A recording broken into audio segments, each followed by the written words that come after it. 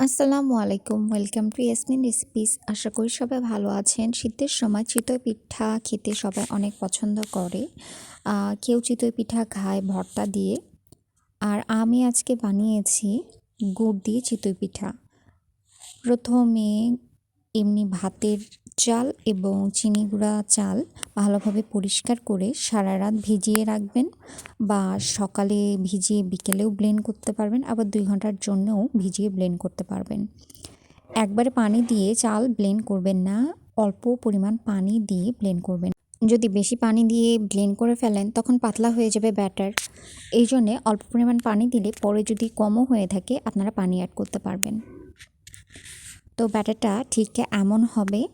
পিঠার ব্যাটারটাকে আমি এখন সাইডে রেখে খেজুরের গুড় নিয়েছি, সামান্য পরিমাণ পানি দিয়ে গুড়টা মেল্ট করে নিব এবং ঠান্ডা করতে একপাশে রেখে দিব। এখন এই পিঠার ব্যাটারের মধ্যে স্বাদ মতো লবণ এবং ঠান্ডা করা গুড় দিয়ে দিব, দিয়ে ভালোভাবে ব্যাটারটা মিশিয়ে নিব।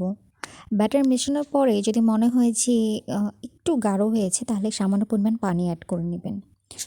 তো এখানে আমার পানি অ্যাড করতে হয়নি, গুড় দেওয়ার পরে ব্যাটারটা একদম যেমন চেয়েছিলাম, বেশি গাঢ়ও না পাতলাও না, সেরকম হয়ে গেছে।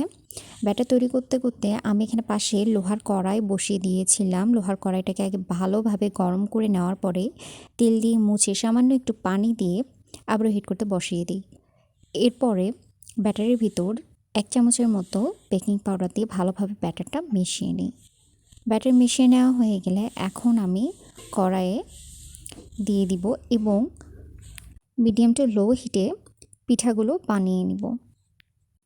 আশা করি মজাদার এই গুড়ের চিতই পিঠা আপনাদের ভালো লাগবে। তো কেমন হয়েছে সবাই অবশ্যই জানাবেন।